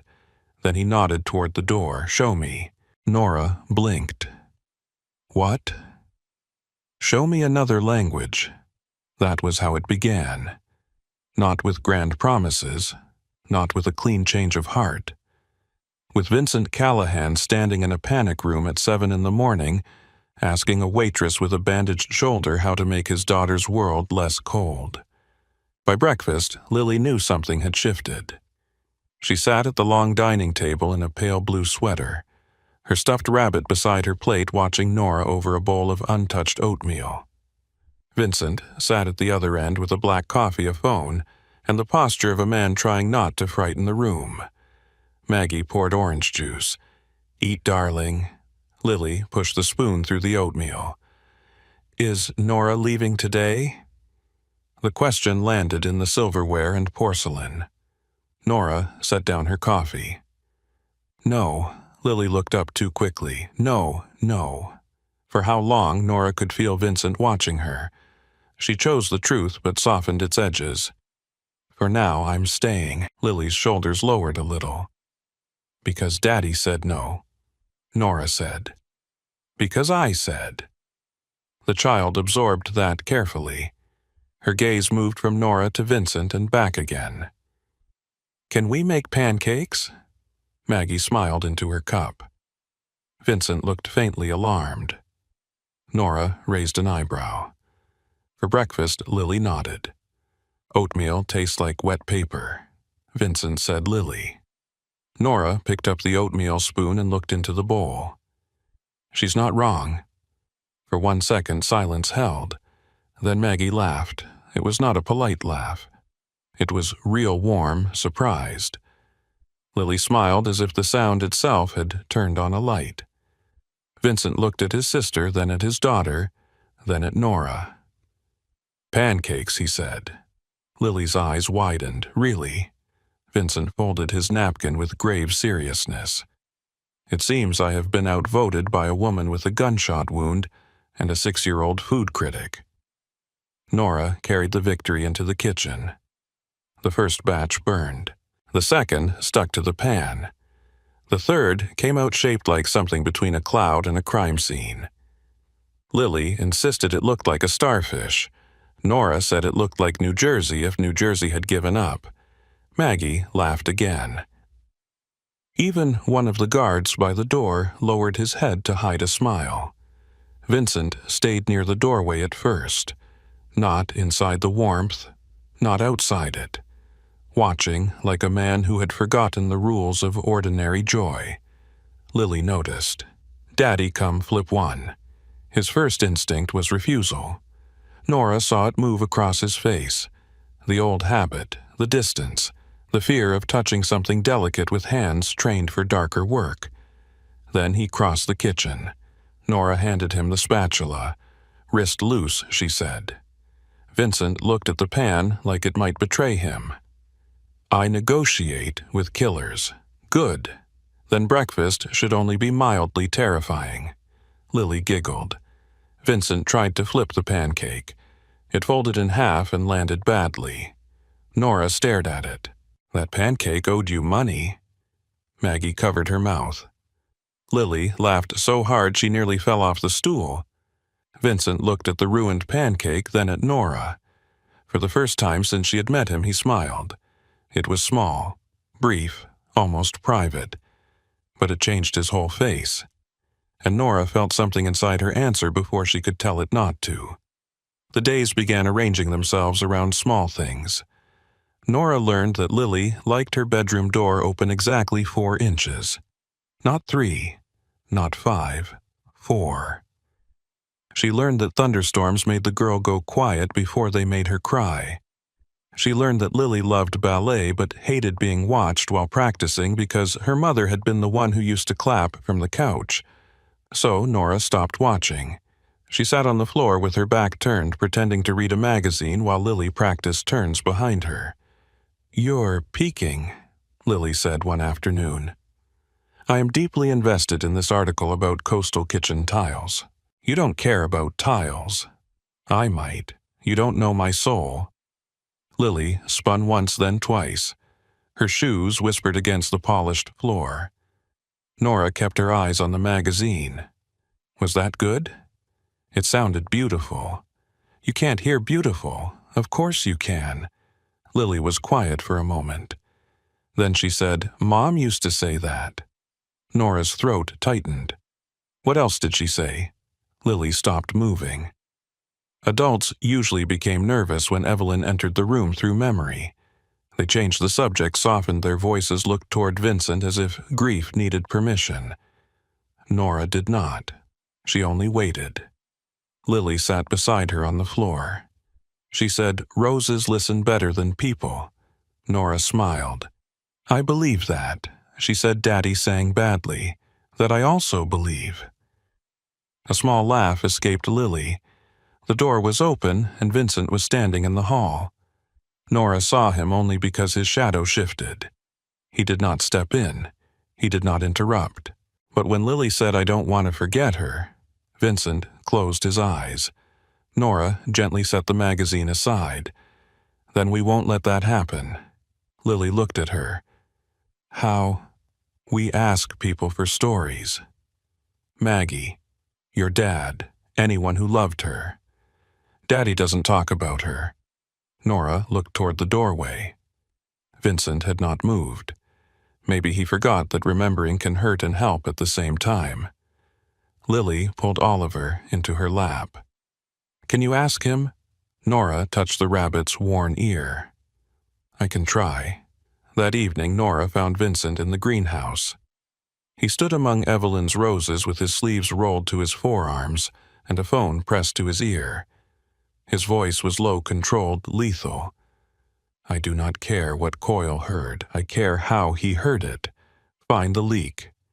He ended the call when he saw Nora. You should not walk the grounds without Cole. I can see 3 guards from here. That is not the point. No. The point is you're scared. His jaw tightened. You mistake caution for fear. No, I don't. He looked away first. That felt like victory and danger all at once. Nora stepped closer to the rose bushes. Tiny new buds had begun to open pale pink against the green. Lily asked about Evelyn today. Vincent's face changed. She's afraid of forgetting her. His hand closed around the phone. She will not forget. She needs stories, Vincent. Not portraits. Not rooms you keep untouched. Stories. He stared at the roses. I do not know where to begin. With something small. There was nothing small about Evelyn. Nora smiled gently. That sounds like a beginning. The wind moved against the greenhouse glass. For a moment, Vincent said nothing. Then his voice shifted, becoming quieter, almost younger. She hated expensive coffee. Nora blinked. What? She said men who paid $12 for coffee deserved to be robbed by the cup. She drank gas station coffee with too much cream and called it honest. Nora laughed softly. Vincent glanced at her, surprised by the sound. She also sang to the radio even when she did not know the words. She made up half of them badly. Did you tell her they were bad once? And she did not speak to me for 3 hours. Nora smiled. I think I would have liked her. Vincent looked at the roses again. She would have liked you. The words settled between them, tender and dangerous. Nora felt the pull of him then. Not the power. Not the money. Not the darkness people whispered about in diners. The man beneath it, damaged and trying, standing in a greenhouse full of his dead wife's flowers, offering memory like a fragile thing in his hands. She stepped back before the feeling could show too clearly. Tell Lily that story. His eyes met hers. The coffee one, the singing one too. She'll like knowing her mother was ridiculous. She was never ridiculous, Vincent. His mouth softened. She was occasionally dramatic. Better. Later that night, he told Lily. Nora watched from the hallway as Vincent sat on the edge of his daughter's bed, awkward at first, then steadier as Lily leaned closer. He told her about Evelyn singing the wrong words to every song on the radio. Lily laughed with tears in her eyes. Nora turned to leave before they saw her. Cole Mercer stood at the end of the hall, arms crossed. "You're changing things." Nora stopped. "Is that a warning?" "Observation. With you, I can't tell the difference." Cole's expression did not change. "In this house, change gets people killed. In this house, staying the same is not working either." He studied her for a long second. "You always talk like that. Only when men with guns annoy me." To her surprise, Cole almost smiled. "You need to learn how to shoot." "No. Yes, I hate guns. Most people who survive them do." Nora looked back toward the Lily's room. "I don't want to become part of this." Cole's voice lowered. "You already are. The question is whether you want to be helpless inside it." The next morning, Nora learned how to hold a gun in the training room beneath the east wing. She hated the weight of it. Hated how cold it felt in her palm. Hated how Vincent watched her from behind the glass expression, unreadable. Cole stood beside her. Both hands. "Do not close your eyes before the shot. I am not going to shoot anyone. Hope not. That is your training, that is the prayer. Training is for what happens when prayer fails." The first shot made her flinch so hard her shoulder burned. She lowered the gun, breathing fast. "I can't." Cole did not soften. "You can." "I said I can't." From behind the glass, Vincent entered the room. Cole stepped back. Vincent came to Nora's side but did not touch her. "You ran through bullets carrying my daughter," he said quietly. "This is not stronger than you." Nora stared at the target, eyes burning. "I don't want this world in my hands." "I know. She is 6. I know. She should be learning songs, not safe room codes." Vincent's voice broke around the edge. "I know. That did it. Not his power. Not his command. His grief." Nora lifted the gun again. Her hands shook, but she kept her eyes open. She fired. The shot hit the outer edge of the target. Cole nodded once. Again. Over the next few weeks, the house changed by inches. A vase of fresh flowers appeared in the dining room. Lily put it there herself after Nora taught her how to cut the stems at an angle. Vincent began coming home before dinner. Not every night at first, then more often. Sometimes he arrived still carrying the weight of whatever he had done outside the gates, but he left his phone in the study and sat at the table anyway. Lily noticed every time. One night she asked him to help with a school project about family trees. Vincent froze. Nora watched from the kitchen doorway. The poster board lay on the table, covered in markers, photographs, and glue sticks. Evelyn's picture was already near the center. Lily had drawn roses around it. "Can Nora be on it?" Lily asked. Maggie went still. Vincent looked at Nora. Nora's heart lurched. "Sweetheart, family trees are usually for relatives." Lily's brow furrowed. "But she is here." Vincent looked down at his daughter. Then he picked up a marker and handed it to her. "Then put her where you think she belongs." Lily smiled and glued a small photo of Nora near her own name. Nora could not speak. Vincent saw. He said nothing. He only capped the marker and pushed the glue away before Lily could ruin the table. That night, danger found its way back in. Nora was in the laundry room folding one of Lily's sweaters when her phone buzzed. The number was unknown. She opened the message. A photograph filled the screen. Her old apartment building. Rain-stained brick. The laundromat sign below her window. The fire escape where she used to sit when the rooms felt too small. Another message came. A photo of Ben walking out of a pawn shop, head down, hoodie pulled up. Then the words. "You chose Callahan's family. Choose what happens to yours." Nora's body went cold so fast she thought she might faint. The room narrowed. The scent of detergent turned sharp. Her shoulder, mostly healed, now began to ache, as if the bullet had found her again. She called Ben. No answer.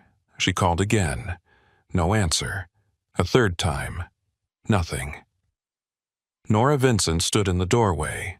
She turned the phone face down too late. His eyes moved to her hand. What happened? Nothing. He stepped into the room. Nora. The way he said her name made lying harder.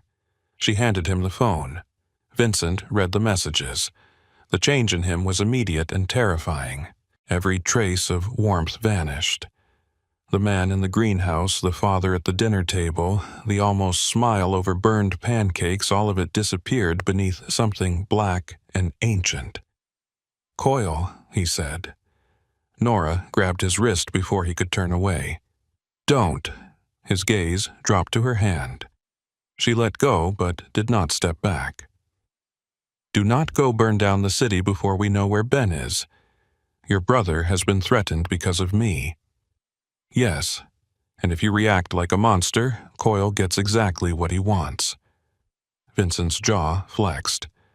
"My men can find him, then find him, alive, quietly." The word quietly seemed to cost him. Cole entered seconds later, summoned without Nora hearing a call.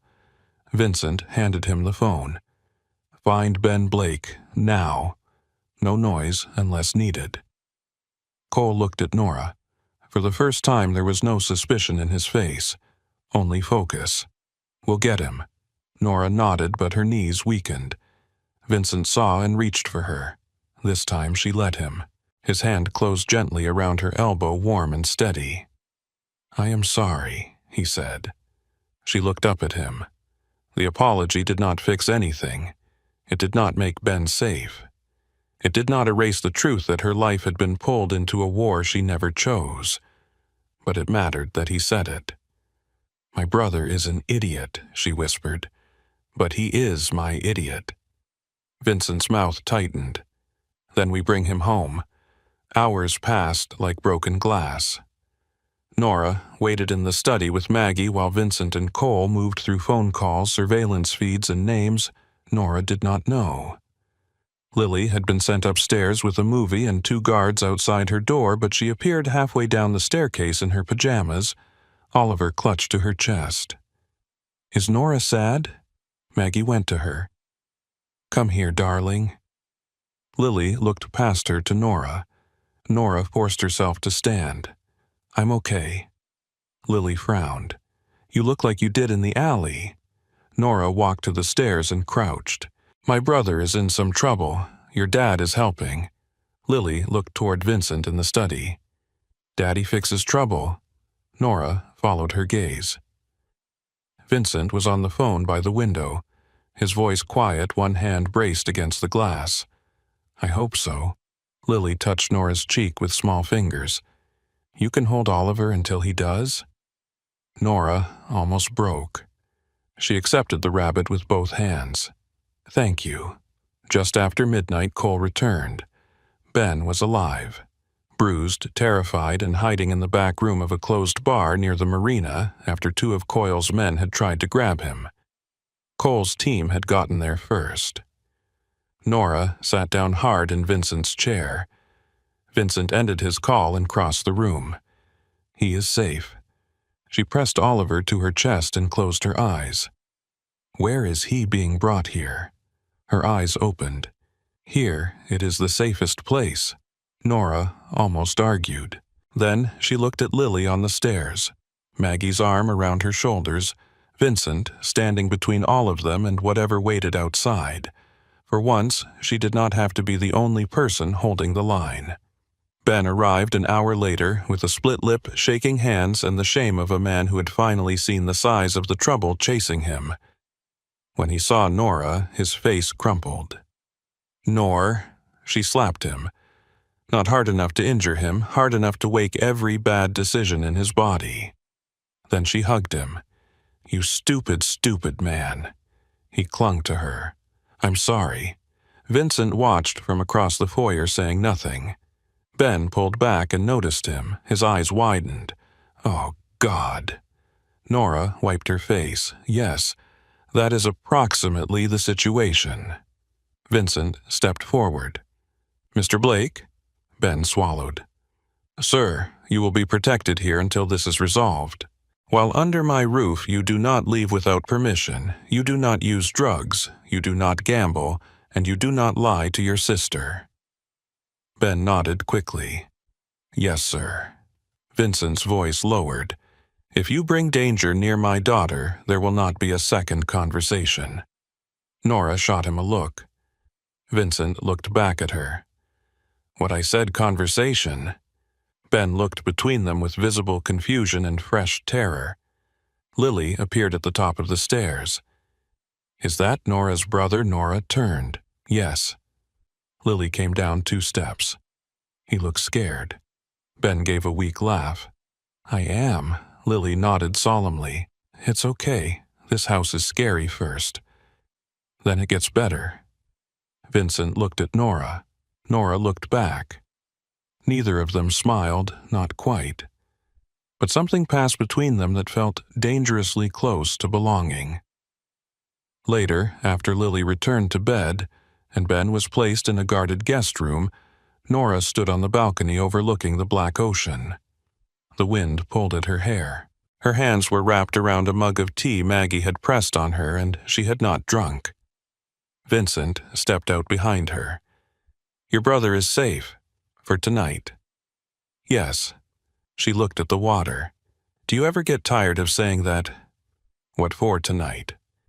"For now. Until it's handled. Until the next man with a gun. Until the next debt. Until the next funeral." Vincent stood beside her. "Yes." The answer surprised her. He continued, "I am tired in places I do not speak of." The honesty moved through her slowly. She turned toward him. "Then why keep doing it?"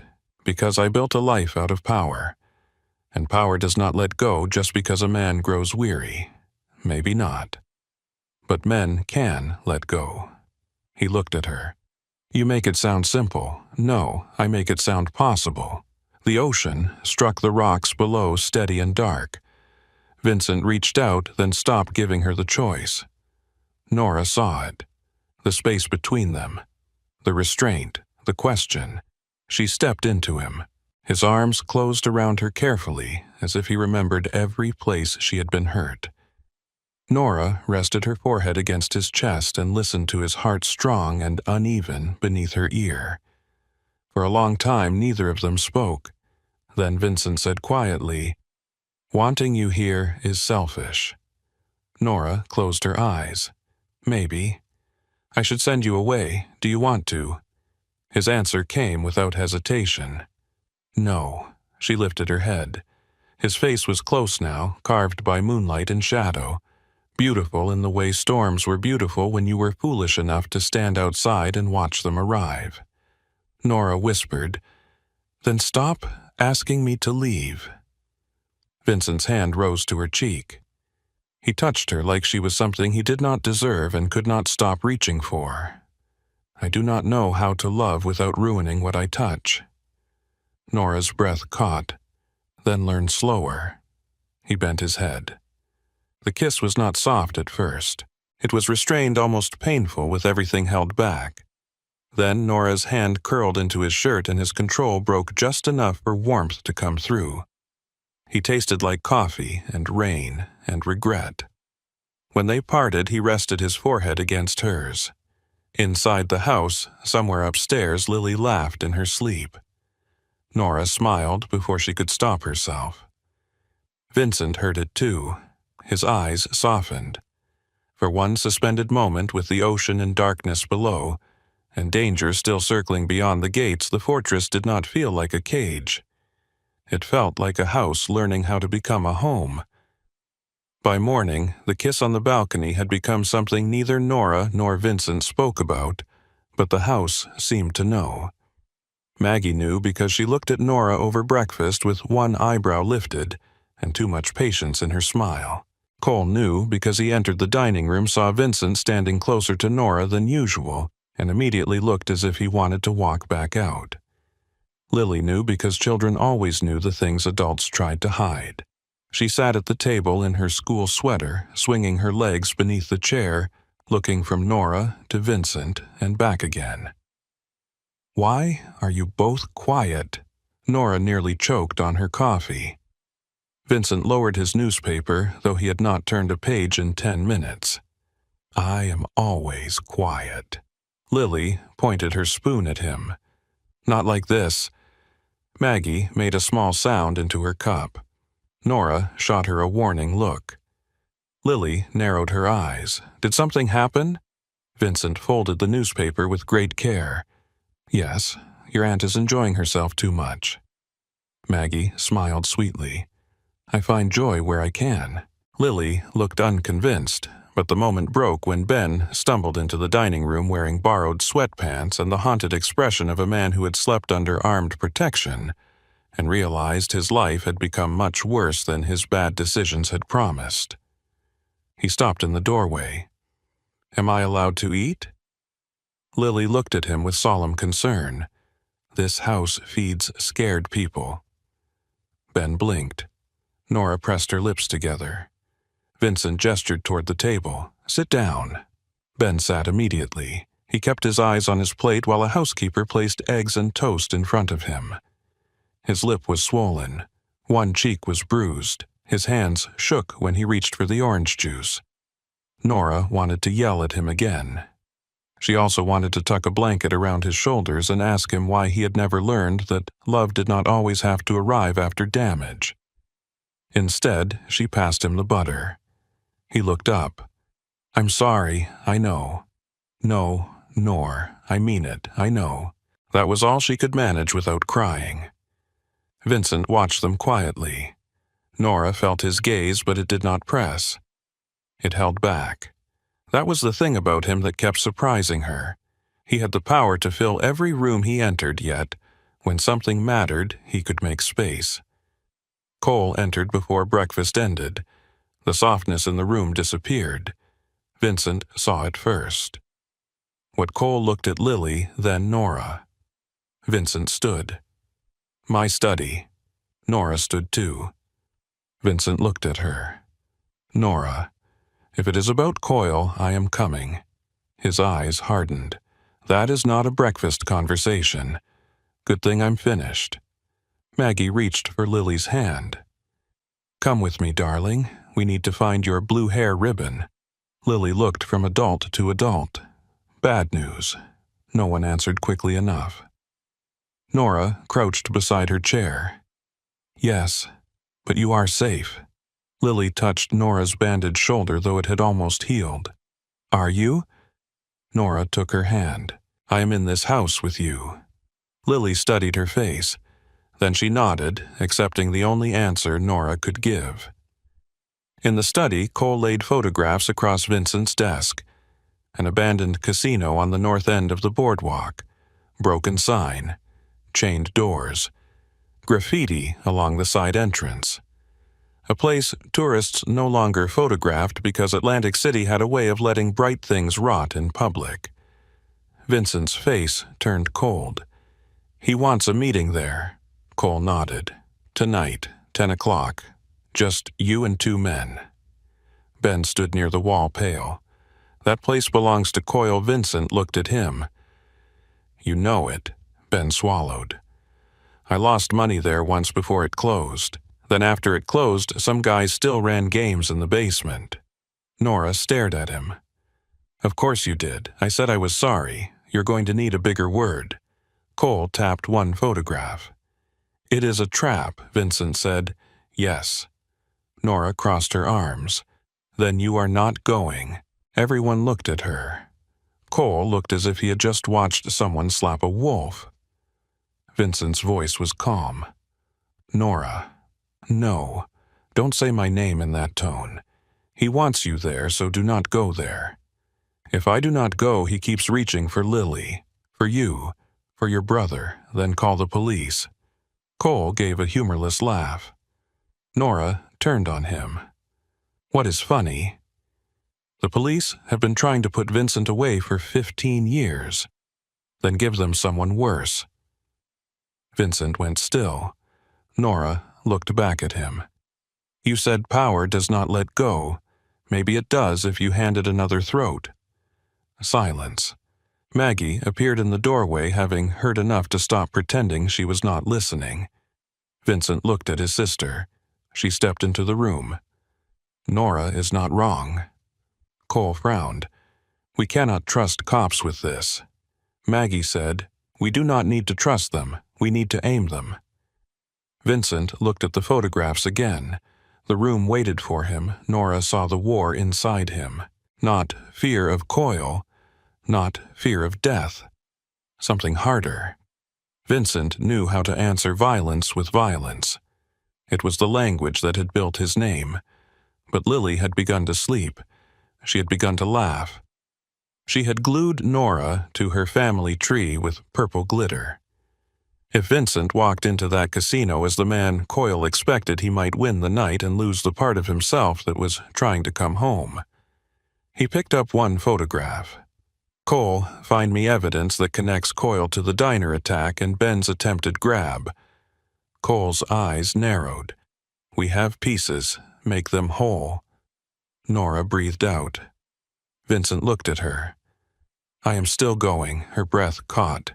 You just heard me. I did, and Coyle will not show his hand unless he thinks I have come to end this the old way. Nora stepped closer.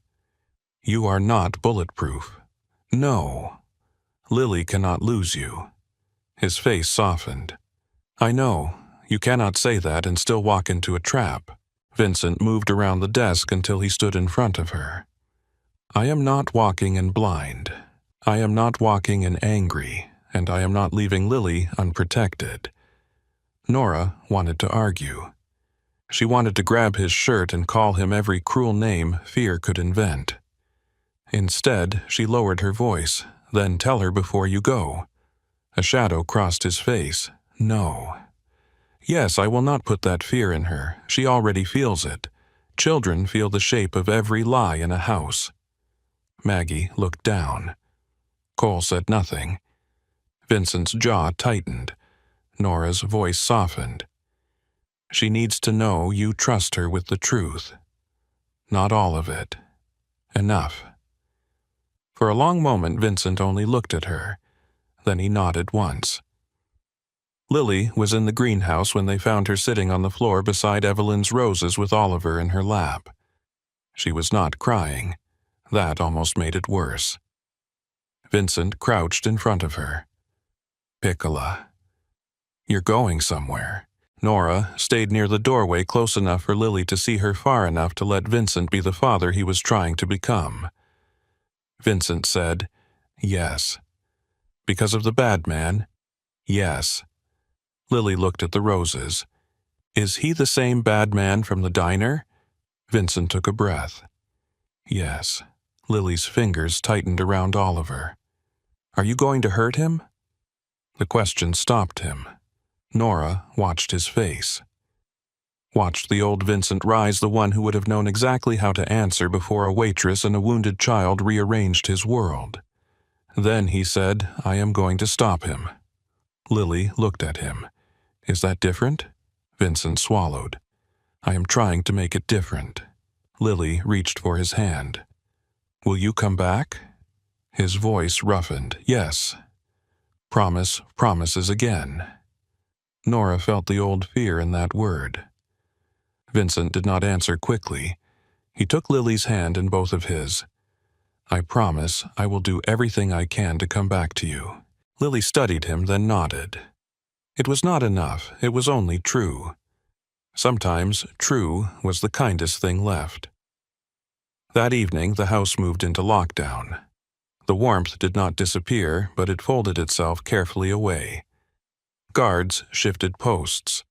Doors were checked. Cameras glowed in corners. Maggie stayed with Lily in the safe room, though Lily insisted Nora come too. Nora knelt in front of her. I will be close. Lily's face tightened. With Daddy. No. In the house. Where I can find you. Lily leaned forward and whispered, If I get scared, can I call you Mom? Nora felt the room blur. Maggie turned away. Nora touched Lily's cheek. You can call me whenever you need me. That is not what I asked. Nora closed her eyes for a second. When she opened them, Vincent was standing at the safe room door, watching. Nora looked at Lily. Yes, she said, you can call me Mom. Lily wrapped both arms around her neck, careful but fierce. I love you. The words struck harder than the bullet ever had. Nora held her close. I love you too, sunshine. When Lily finally let go, she turned to Vincent. You have to bring Nora back too. Vincent looked at Nora. I know. Outside night settled over Atlantic City with rain in its mouth. The abandoned casino stood at the end of a dead stretch of boardwalk where the lights had gone out years ago. Its old sign still clung to the roof, half the letters missing. Once it had promised luck. Now it offered only broken glass-soaked carpet and the stale smell of money long gone. Vincent entered through the front doors with Cole and one other man behind him. He wore no overcoat, no visible weapon. His white shirt looked too bright in the dark lobby. Raymond Coyle waited near the center of the old casino floor. He was smaller than Nora had imagined when Vincent had described him later.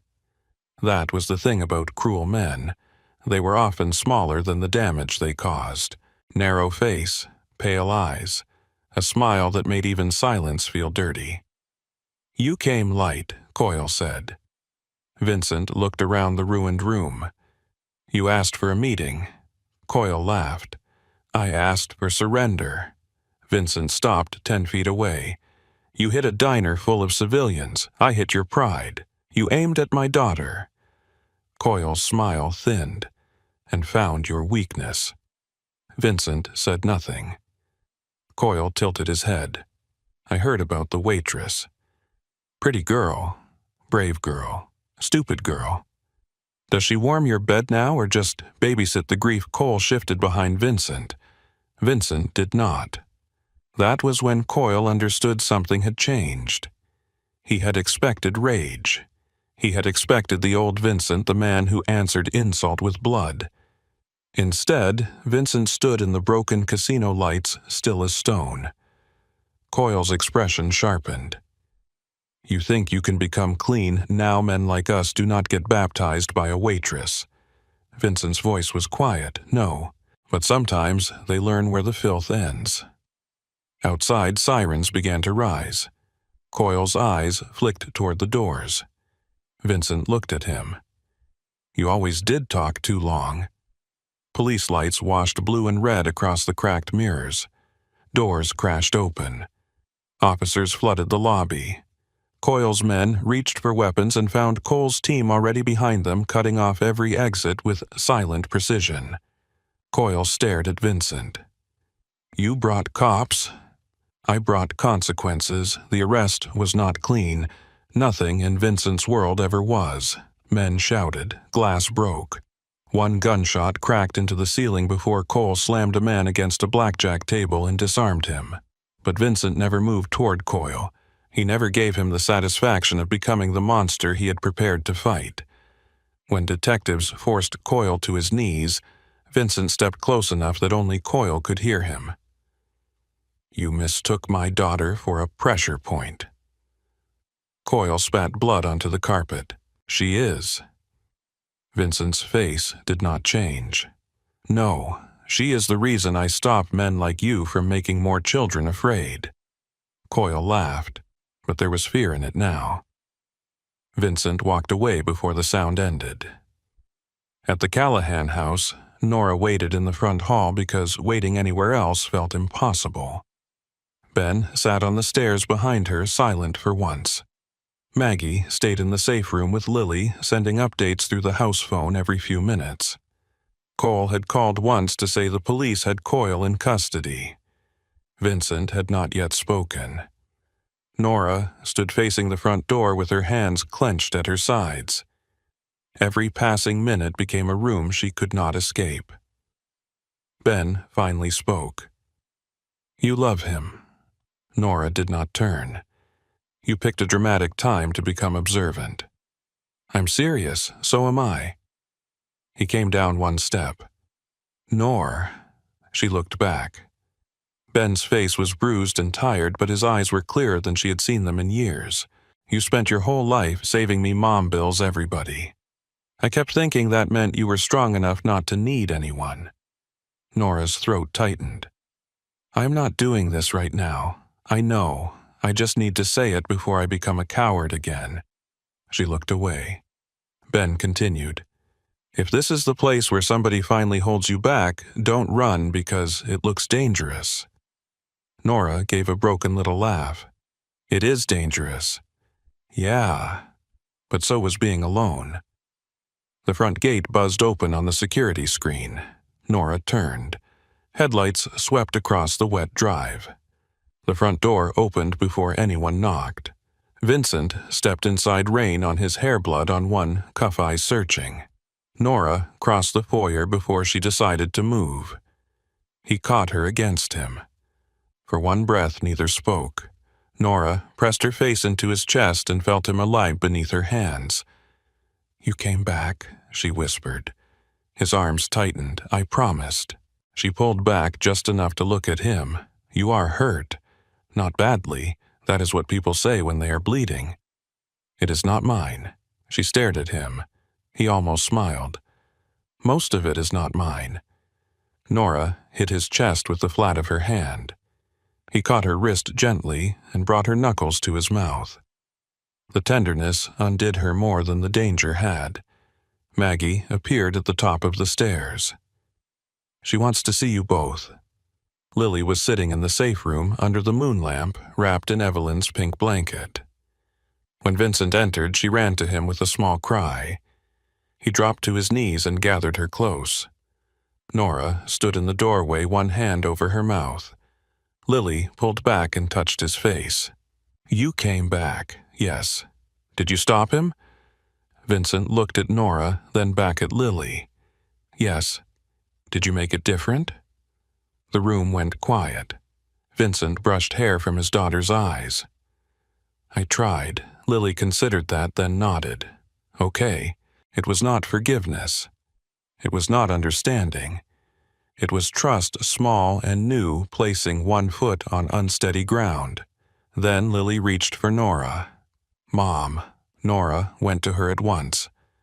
Lily pulled her down until the three of them were tangled together on the floor of the safe room beneath the little moon lamp, surrounded by bottled water and emergency blankets and children's books. The room had been built for terror. That night it held a family. A week later, the rain stopped. Atlantic City woke beneath a pale blue sky washed clean in a way Nora did not entirely trust. Coyle was in custody, tied to the diner attack, the attempted abduction of Ben, and enough old crimes that even men with expensive lawyers would have trouble calling it misunderstanding. Vincent did not celebrate. He only came home earlier. True change in that house did not arrive like thunder. It arrived as Vincent leaving his phone in another room during dinner. It arrived as Lily sleeping with her door open because she wanted air, not because she was afraid. It arrived as Ben entering a treatment program under Maggie's severe supervision. It arrived as Cole teaching Nora how to check exits, then pretending not to notice when she corrected his pancake technique in return. One morning, Nora found Lily in the greenhouse holding a photograph of Evelyn. The girl looked up. Can we go see her? Nora knew who she meant without asking. She sat beside Lily on the warm stone floor. Do you want me to come? Lily nodded. Will that make her sad? Nora's heart turned carefully. No, baby. Lily looked down at the picture. What if she thinks I forgot her because I love you? Nora took a slow breath. Love does not work like a chair where only one person can sit. It is more like this greenhouse. The more things you care for, the more things can grow. Lily frowned. That sounds like something Aunt Maggie would say. Then it is probably wise and slightly bossy. Lily smiled a little. Can Daddy come too? Yes. The cemetery overlooked the Atlantic from a quiet hill beyond the city. The grass was wet from morning dew. Wind moved softly through the trees. Evelyn Callahan's grave sat beneath a stone angel with weather-worn wings. Fresh roses already lay there. Vincent had sent them every week for 2 years. He stood a few feet back at first, hands in his coat pockets, face closed against a grief that still knew his name. Lily approached with Nora. She held yellow flowers in one hand and Oliver in the other. For a long time she said nothing. Then she placed the flowers against the stone. "Hi, Mom." Vincent turned his head away. Nora stayed still. Lily swallowed. "I miss you. I don't remember your voice all the time anymore. But Daddy told me you sang the wrong words to songs. Aunt Maggie said you danced in the kitchen when you burned dinner. Nora said we can keep stories like lights." She looked back. "Nora, come here." Nora's eyes stung. "This is your time, sweetheart. I want you here." Nora stepped beside her. Lily took her hand. "This is Nora. She saved me at the diner, but she also stayed after. She makes bad pancakes and good voices for bedtime stories. She calls me Sunshine." Vincent made a sound that might have been a breath-breaking. Lily looked at the name on the stone. "I still love you. I always will. But I love her too." Nora crouched beside Lily, tears slipping freely now. "Thank you," she whispered, though she was not sure whether she was speaking to Lily Evelyn or the strange mercy that had brought her here through blood and fear. Lily leaned into her. Vincent finally came forward. He placed one hand on the stone, then one hand on Lily's shoulder. "I am sorry," he said quietly. The wind moved through the grass. He closed his eyes. "I am trying." Nora looked up at him. Lily reached for his hand, then pulled him closer until the three of them stood together before Evelyn's grave. No one replaced anyone. No one vanished. The love simply made room. Spring reached the Callahan house in pieces. First, the roses opened. Then the curtains in Lily's room stayed wide during storms. Then laughter began showing up in places that had once only known footsteps and low voices. Nora returned to Ruby's Pier Diner once after it reopened with new windows and a fresh coat of paint that could not hide everything the walls remembered. Hank hugged her so tightly she had to remind him about the shoulder. "Human shield," he said gruffly. "Short order philosopher," she answered. Darlene cried and pretended she had allergies. The old couple from the window booth sent her a card. The teenager in the casino uniform had left a note with one sentence inside. "You ran, so I ran too." Nora kept that note in her drawer at the Callahan house. Not because she wanted to remember the gunfire. Because she wanted to remember that courage could echo. Months later, on a warm evening with the ocean breeze moving through open windows, Lily worked on another school project at the kitchen table. This one was about home. She had drawn the mansion with uneven windows, roses in front, Maggie waving from the doorway, Cole standing near the gate with a frown, Ben carrying grocery bags, Vincent holding a pancake pan, and Nora in the center with a yellow apron. Nora leaned over her shoulder. "Why am I wearing yellow?" Lily kept coloring. "Because sunshine." Vincent entered in shirt-sleeves jacket gone tie loose, looking less like a man arriving from war and more like a father coming home. Lily held up the drawing. "Do you like it?" Vincent studied it.